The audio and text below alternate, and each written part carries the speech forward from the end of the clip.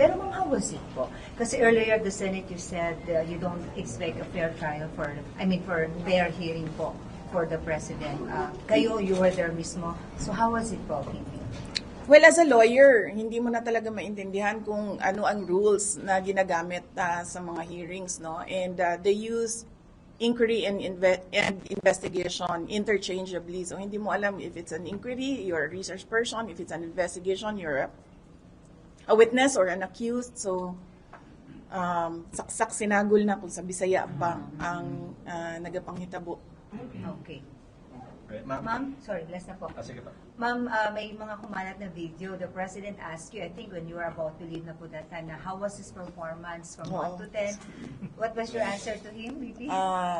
Sabi niya, kumusta yung performance ko? And I said, best dramatic actor. Sabi niya, you have to rate from 1 to 10. Sabi ko, you're at 12. But he was really at 12 now. Yes. Ma'am, bakit best dramatic actor?